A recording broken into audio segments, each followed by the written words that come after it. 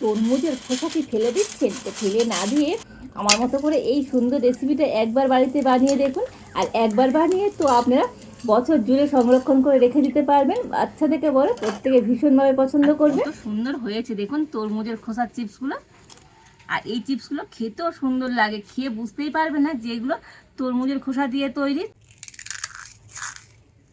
তো দেখুন একেবারে মুচমুচি, হাতে একেবারে গুঁড়ো হয়ে যাচ্ছে। নমস্কার বন্ধুরা, রূপার রন্ধনশালায় আমাদের সকলকে অনেক অনেক স্বাগত জানাই। তো চলে এসেছি আজকের আবার একটা নতুন রেসিপি নিয়ে। তো আজকের আমি তরমুজের খোসা দিয়ে তো সুন্দর একটা রেসিপি শেয়ার করব। তো তরমুজের খোসাটি ফেলে দিচ্ছেন, তো ফেলে না দিয়ে আমার মতো করে এই সুন্দর রেসিপিটা তৈরি করে দেখবেন। বাড়ির বাচ্চা থেকে বড় প্রত্যেকে ভীষণভাবে পছন্দ করবে। আর তরমুজের খোসা দিয়ে তো অনেক রকম রেসিপি তৈরি করা যায়। তো আজ আমি তরমুজের খোসার যে রেসিপিটা শেয়ার করছি, এই রেসিপিটা একবার বানিয়ে তো আপনারা সারা বছরের জন্য সংরক্ষণ করে রেখে দিতে পারবেন। তো আপনারা সঙ্গে থাকুন আর প্রথম থেকে শেষ পর্যন্ত পুরো রেসিপিটা দেখতে থাকুন। আশা করি আজকের রেসিপিটা আমাদের অনেক ভালো লাগবে। তবে চলুন দেরি না করে শুরু করে দিই আজকের রেসিপিটা। তো দেখুন আজকের রেসিপির জন্য এখানে আমি কয়েকটা তরমুজের খোসা নিয়ে নিয়েছি। আর এই খোসাগুলোকে প্রথমে আমি কেটে নেব। তো আমি একটা বটি নিয়ে নিয়েছি, তার বটি দিয়ে এটাকে কেটে নেব। তবে এই যে লাল অংশ অল্প অল্প আছে এটা কিন্তু লাগবে না, এটাকে কেটে আমি ফেলে দেব। আর পিছনে যে খোসাটা রয়েছে এই খোসাটা কিন্তু ছাড়িয়ে দিতে হবে।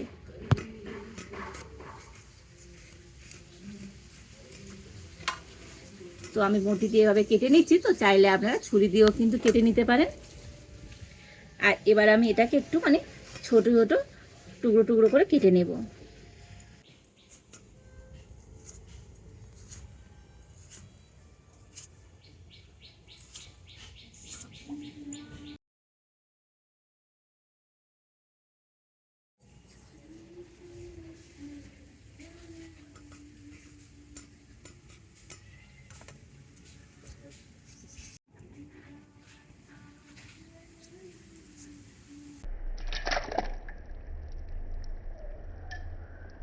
তো সমস্ত তরমুজের খোসাগুলোকে সুন্দর করে কেটে নিয়েছি। আর এবার আমি একটা মিক্সি জার নিয়ে নিয়েছি। আর এই কেটে নিয়ে তরমুজের খোসাগুলো মিক্সি জারের মধ্যে নিয়ে নেব।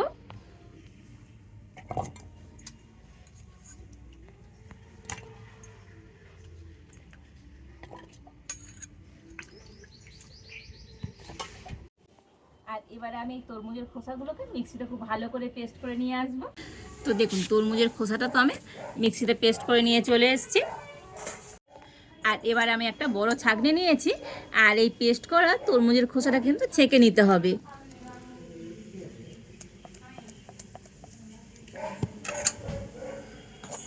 তো এর মধ্যে কোনো রকম ছিবড়ে থাকলে হবে না, তো সেই জন্য এইভাবে করে একটুখানি ছেঁকে নেব।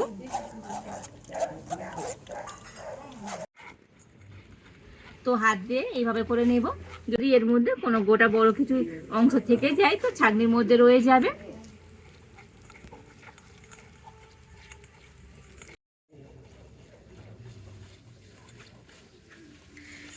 তো দেখুন তরমুজের খোসার পেস্টটাকে এইভাবে করে আমি ছেঁকে নিয়েছি।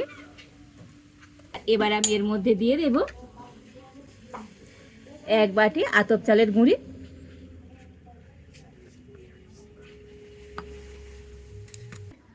অল্প একটু সামান্য পরিমাণে লবণ, আর হাফ চামচের মতো কালো জিরে দিয়ে দিচ্ছি। আর এবার একটা ব্লেন্ডার দিয়ে সবকিছু ভালো করে মিশিয়ে নেব।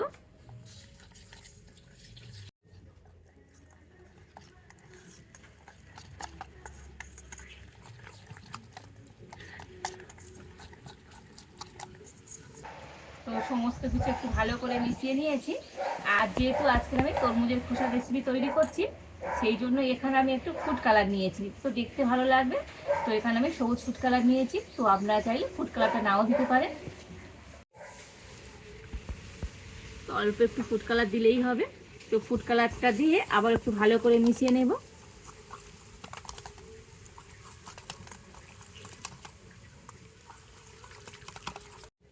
তো দেখুন ফুড কালার দিয়ে খুব সুন্দর করে কিন্তু মিশিয়ে নিয়েছি। আর কত সুন্দর একটা সবুজ কালার চলে এসেছে দেখুন। আর এবারে আমি উনুনটা জেলে উনানে একটা কড়া বসিয়ে দিচ্ছি। তো কড়াতে আমি এই সমস্ত কিছু পেস্টটা নিয়ে দিয়ে দেব।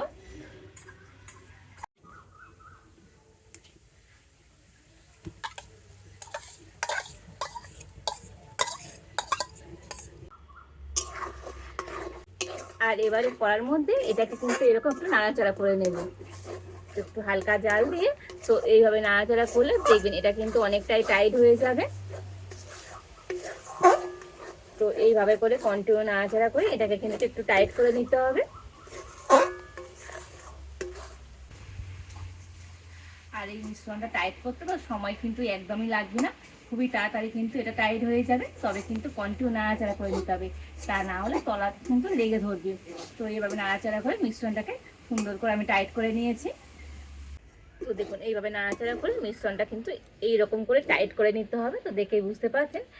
তো এটা কিন্তু ঠান্ডা হলে আরও টাইট হয়ে যাবে। আর এবারে আমি এই মিশ্রণটাকে নামিয়ে নেব।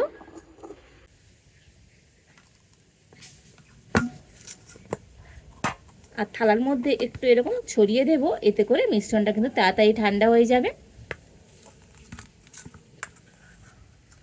তো মিশ্রণটা আমি একটু ঠান্ডা করে নিয়েছি, আর এবারে হাত দিয়ে ভালো করে মেখে নেব। তো দেখুন মিশ্রণটা কিন্তু ঠান্ডা হয়ে গেছে, কতটা টাইট হয়ে গিয়েছে। আর এবারে এটাকে হাত দিয়ে কিন্তু ভালো করে মেখে নিতে হবে।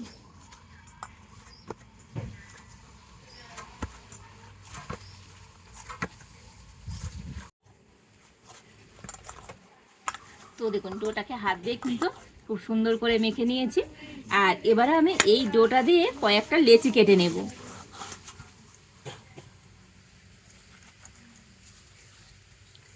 তো দেখুন এইরকম একটু ছোট ছোট সাইজের লেচি কেটে নিচ্ছি।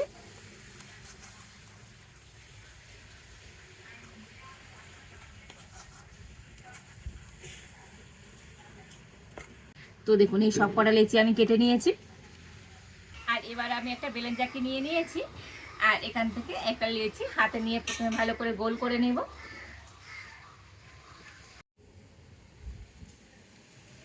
তো উপর দিয়ে একটুখানি সাদা তেল দিয়ে আর এটাকে বেলে নিতে হবে।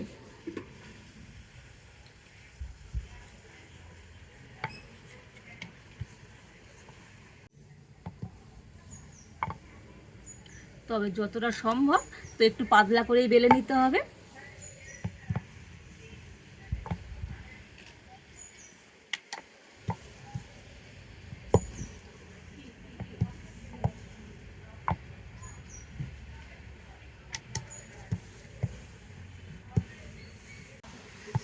তো দেখুন এইভাবে একেবারে পাতলা করেই আমি বেলে নিয়েছি। আর এবারে দেখুন এখানে আমি একটা কুকি কাটা নিয়েছি, আর এই কুকি কাটা দিয়ে এবার আমি কেটে নেব। তো আপনাদের কাছে যদি কুকি কাটার না থাকে তো কোনো অসুবিধা নেই, তো আপনারা কোনো ছোট বাটি কিংবা কোনো ছোট কৌটো ঢাকা দিয়েও কিন্তু এইভাবে কেটে নিতে পারবেন।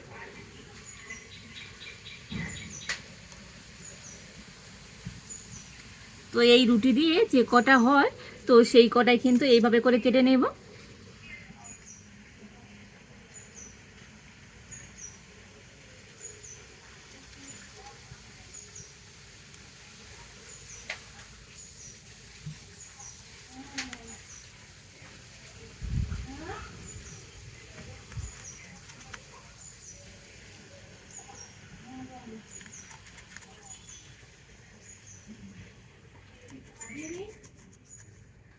তো দেখুন এইভাবে করে কেটে নিয়েছি।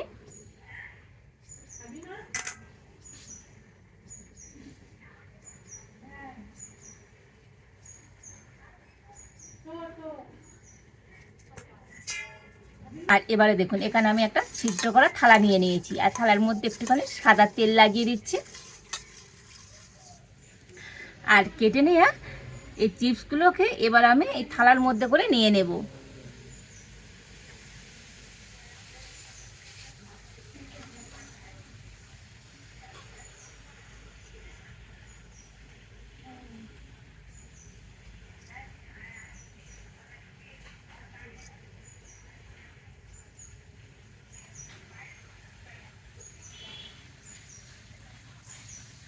তো দেখুন সব কটা চিপস আমি থালার মধ্যে নিয়ে নিয়েছি।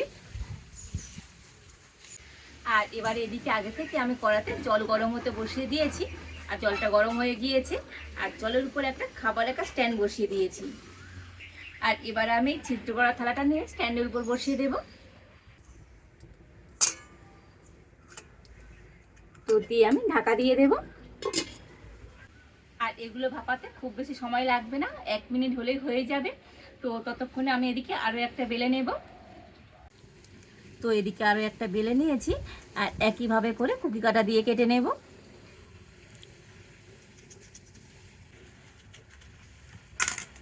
তো দেখুন আবারও কিন্তু সুন্দর করে কেটে নিয়েছি।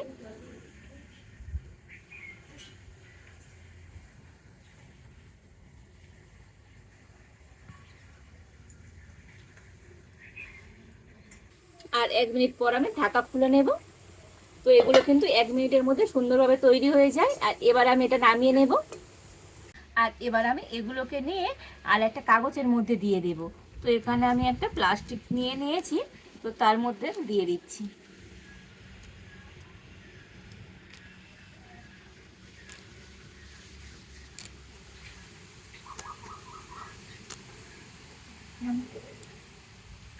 আর যে চিপসগুলো আবারও কেটে নিয়েছি, তো সেগুলোকে একইভাবে থালার মধ্যে দিয়ে দেব।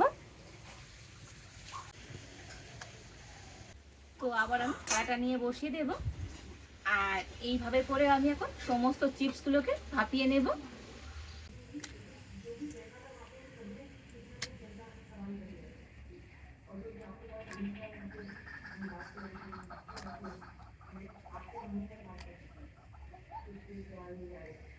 তো দেখুন এই সবগুলো চিপস কিন্তু সুন্দর করে ভাপিয়ে নিয়েছে।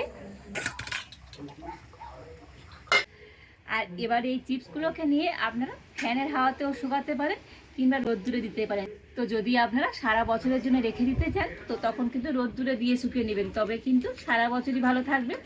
তো এগুলোকে আমি এখন রোদ্দুরে দেবো। তো রোদ্দুরে শুকিয়ে নিয়ে তো আপনাদের দেখাবো আজকের এই তরমুজের খোসা চিপসটা কেমন হয়েছে। তো এই চিপসগুলোকে তো আমি একটা দিন পুরো রোদ্দুরে দিয়েছিলাম, আর একদিন ভালো মতো রোদ্দুর পেলে তো চিপসগুলো কিন্তু সুন্দরভাবে শুকিয়ে যাবে। তো আপনারা যদি এটা অনেক দিন সংরক্ষণ করে রেখে দিতে চান, তো আরও একটা রোদ্দুর দিয়ে দেবেন। তো আমি এখানে একদিন পুরো রোদ্দুরে দিয়েছিলাম, আর এতে করে কিন্তু চিপসগুলো সুন্দরভাবে শুকনো হয়ে গিয়েছে। আর দেখুন কত সুন্দরভাবে শুকনো হয়েছে, দেখুন। তো দেখে বুঝতে পারছেন, তো একদম কিন্তু কড়কড়ে হয়ে শুকিয়ে গিয়েছে। তো চিপসগুলোকে কিন্তু এইভাবে করে শুকিয়ে নিতে হবে। কতটা সুন্দর দেখতে হয়েছে দেখুন। আর এবারে তো চিপসগুলো ভেজে দেখাবো আজকের এই চিপসগুলো কতটা সুন্দর হয়েছে। তো তার জন্য কড়াইতে দিয়ে দেবো সাদা তেল।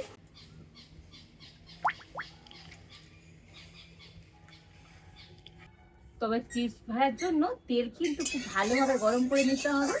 তো তেলটা কিন্তু ভালো গরম করে নিয়েছি। আর এবারে আমি এই তেলের মধ্যে কয়েকটা চিপস দিয়ে দেবো।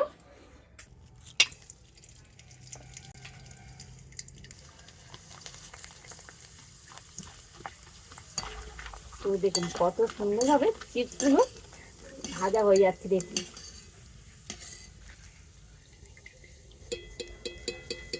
তো অসম্ভব সুন্দর দেখতে হয়েছে আজকের এই চিপসগুলো।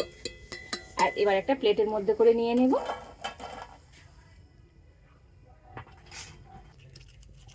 তো আরো কয়েকটা চিপস আমি দিয়ে দিলাম তেলের মধ্যে।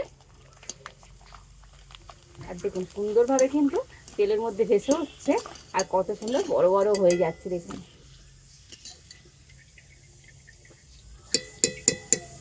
তো আবার আমি তেল ঝরিয়ে তুলে নেব।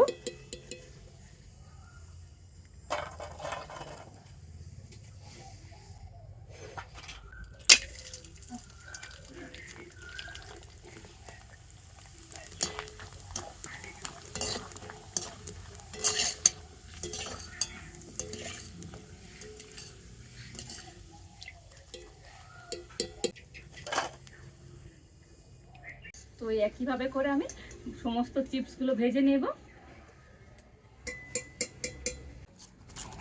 তো দেখুন এই সমস্ত চিপসগুলো ভেজে নিয়েছি, আর কত সুন্দর হয়েছে দেখুন তরমুজের খোসার চিপসগুলো। আর এই চিপসগুলো খেতেও সুন্দর লাগে, খেয়ে বুঝতেই পারবে না যে এগুলো তরমুজের খোসা দিয়ে তৈরি। তো তরমুজের খোসা ফেলে না দিয়ে তো একবার আমার মতো করে এইভাবে চিপস বানিয়ে দেখবেন, খেতে দারুণ লাগে। আর কতটা সুন্দর হয়েছে। তো দেখুন একেবারে মুচমুচি, হাতে একেবারে গুঁড়ো হয়ে যাচ্ছে। তো দেখুন অসম্ভব সুন্দর হয়েছে আজকের তরমুজের খোসার চিপসগুলো। তো খেয়ে কেউ বুঝতেই পারবে না। তো এগুলো তরমুজের খোসা দিয়ে তৈরি, কতটা সুন্দর হয়েছে দেখুন, আর একেবারে মুচমুচে হয়, খেতে খুব সুন্দর লাগে। তো একবার এইভাবে বানিয়ে না খেলে বুঝতেই পারবেন না যে এই চিপসগুলো কতটা টেস্টি হয়। আর বাড়িতে এইভাবে চিপস বানিয়ে দেখবেন, বাচ্চারা তো ভীষণ পছন্দ করবে। তো বন্ধুরা, তরমুজের খোসার এই চিপসের রেসিপিটা তো আপনাদের কেমন লাগলো অবশ্যই কমেন্ট করে জানাবেন। ভালো লাগলে লাইক, শেয়ার, সাবস্ক্রাইব করবেন। আজ এই পর্যন্ত। আপনারা ভালো থাকুন, সুস্থ থাকুন। দেখা হচ্ছে নতুন কোনো একটা রেসিপি নিয়ে।